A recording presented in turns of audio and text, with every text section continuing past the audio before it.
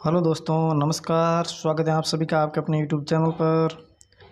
जैसा कि दोस्तों आप सभी को पता है, हम जो हैं लूसेंट जनरल साइंस की जो बुक है उसके बायो के एमसीक्यू क्वेश्चंस कर रहे थे। उसमें से 563 नंबर तक जो क्वेश्चन है वो अपन ने पिछले वाले वीडियो में कंप्लीट कर लिए। ओके, और 564 से आज शुरुआत करेंगे। तो देखते हैं आज का 564 नंबर क्वेश्चन क्या है। 564 नंबर जो क्वेश्चन है वो है, मानव शरीर का रक्त बैंक कहलाता है। ऑप्शन ए है प्लिया, बी है यकृत, सी है हृदय और डी है किडनी। तो इसका जो सही उत्तर हो जाएगा वो हो जाएगा प्लिया। ठीक है, मानव शरीर का जो रक्त बैंक कौन सा अंग कहलाता है, तो प्लिया कहलाता है। ठीक है, अगला क्वेश्चन है, रक्त प्रवाह से हवा के बुलबुले का होना जीवन के लिए क्यों खतरनाक होता है। ऑप्शन ए है हवा रक्त के साथ मिलकर जटिलता उत्पन्न कर देती हैं, बी है रक्त का प्रवाह कई गुना बढ़ जाता है, ऑप्शन सी है रक्त के प्रवाह से बाधा उत्पन्न हो जाती हैं और डी है रक्त दाब कई गुना बढ़ जाता है। तो इसका जो सही उत्तर है वो हो जाएगा सी फ्रेंड्स। सी का रक्त के प्रवाह से बाधा उत्पन्न हो जाती है। ठीक है, रक्त के प्रवाह से बाधा उत्पन्न हो जाती हैं, ये इसका सही उत्तर है। ठीक है फ्रेंड्स, अगला क्वेश्चन है, मानव शरीर में खून के शुद्धिकरण की प्रक्रिया को कहते हैं।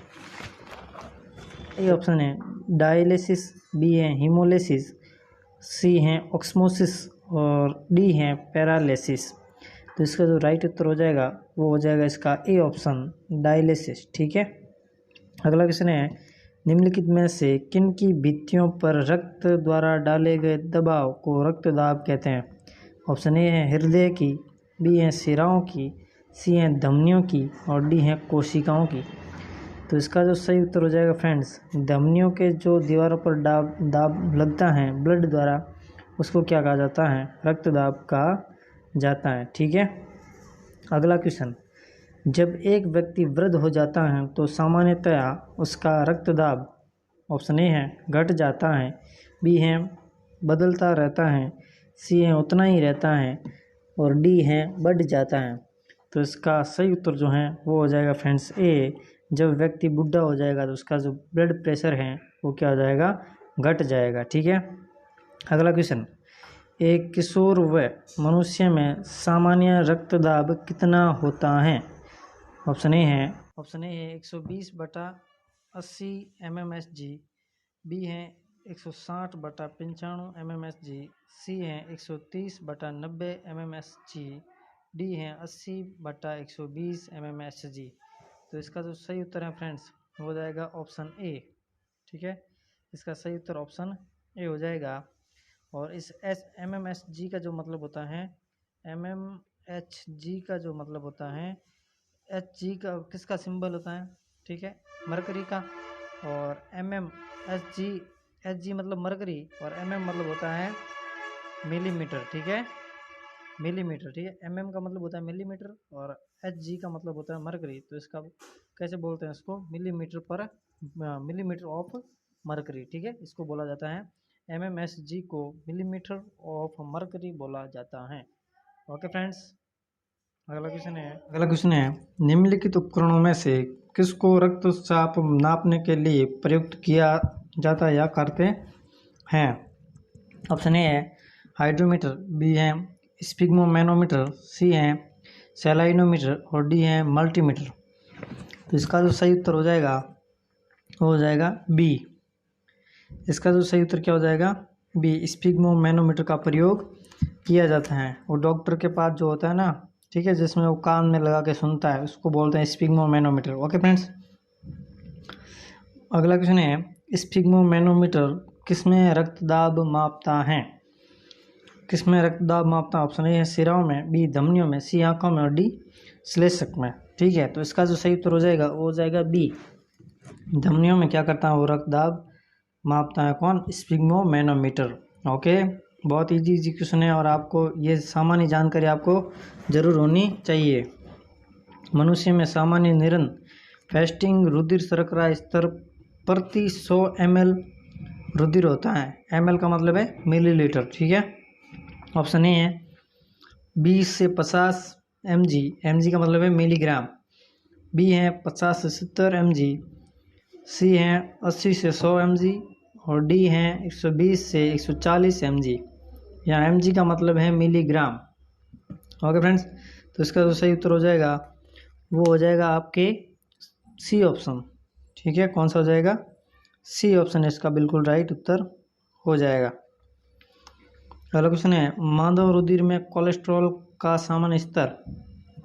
आप पूछ रहे हैं कोलेस्ट्रॉल कितना होता है। कोलेस्ट्रॉल जो होता है मानव में उसका स्तर क्या होता है। ऑप्शन ए में है 120 से 140 मिलीग्राम परसेंट, सी में है 140 से 180 मिलीग्राम परसेंट और डी में है 180 से 200 मिलीग्राम परसेंट। तो इसका जो सही उत्तर हो जाएगा वो हो जाएगा आपके सी ऑप्शन। इसका भी बिल्कुल राइट है 140 से 180 मिलीग्राम परसेंट। ठीक है, अगला क्वेश्चन, वयस्क अपने शरीर में हड्डियाँ कितनी होती हैं वयस्क मानव में? तो सभी को पता है 206 हड्डियाँ होती हैं। नवजात शिशु में कितनी हड्डियाँ होती है? ये क्वेश्चन जो है वो आता है एग्जाम में, ये नहीं पूछा जाता। ये पूछा जाता है कि नवजात शिशु में कितनी हड्डियाँ होती हैं। जब शिशु जन्म लेता है तो उसमें 300 हड्डियाँ होती है। ठीक है, कितनी होती हैं? 300 हड्डियाँ होती हैं। तो छोटी छोटी हड्डियाँ होती है वो फिर बाद में क्या होती हैं? जुड़ जाती हैं, जिसके कारण 206 रह जाती हैं। ठीक है, अगला क्वेश्चन है मनुष्य की खोपड़ी में कितनी हड्डियाँ होती हैं? आपकी खोपड़ी में कितनी हड्डियाँ हैं आप सभी को पता होना चाहिए। तो आपकी खोपड़ी में जो हैं वो कितनी हड्डियाँ होती हैं? 8 हड्डियाँ होती है। ठीक है, अगला क्वेश्चन है मनुष्य के शरीर में पसलियाँ कितनी जोड़ी होती हैं? तो पसलियों की जोड़ी कितनी होती हैं? 12 जोड़ी पसलियाँ होती हैं, मतलब 24 पसलियाँ होती हैं। ठीक है, दोनों तरफ। अगला है मनुष्य में कशेरुकी या मेरुदंड में कितनी जोड़ी तंत्रिका मिलती है? ये भी बहुत इंपॉर्टेंट क्वेश्चन है। कितने जोड़ी तंत्रिकाएं मिलती हैं? तो जो 31 है, मतलब 31 जोड़ी तंत्रिकाएं मिलती हैं आपके मेरुदंड में। ठीक है, अगला क्वेश्चन है, ये बहुत इजी क्वेश्चन है दोस्तों, इसलिए थोड़ा डायरेक्ट बोल रहा हूँ। मनुष्य के शरीर में पसलियाँ कितनी जोड़ी होते हैं? अभी अपने कर चुके हैं 12 जोड़ी। ठीक है, इसका उत्तर अभी आप कर चुके हो 12 जोड़ी। ठीक है फ्रेंड्स, कोई मिस्टेक हुई क्या? प्रश्न वापस रिपीट हुए क्या? सॉरी यार, स्लाइड वाप सेम स्लाइड लग गई इसलिए। ठीक है, अगला क्वेश्चन देखो, मनुष्य में पुनः स्थापित होने वाले दांतों की संख्या कितनी है? 12, 20, 32 और 16। तो इसका जो सही उत्तर हो जाएगा वो हो जाएगा 20। और मनुष्य में दूध के दांत भी कितने होते हैं? 20 होते हैं। ठीक है, मानव शरीर में सबसे लंबी अस्थि, बहुत ही इंपॉर्टेंट क्वेश्चन है, बहुत ही अच्छा क्वेश्चन है। अल्ना, ह्यूमरस, फीमर या टिबिया, इन चारों में से मानव की सबसे बड़ी अस्थि, सबसे बड़ी हड्डी कौन सी है? तो आप सभी को पता है फीमर। ठीक है, फीमर कौन सी होती है? अपने जो ये लेग की हड्डी होती है ना, पैर की जांघ की हड्डी होती है, उसको बोलते हैं फीमर। और ये सबसे लंबी अस्थि होती है, सबसे लंबी हड्डी है मनुष्य की। ठीक है, अगला क्वेश्चन है मानव शरीर में सबसे लंबी और मजबूत अस्थि कौन सी है? सबसे लंबी और मजबूत अस्थि कौन सी है?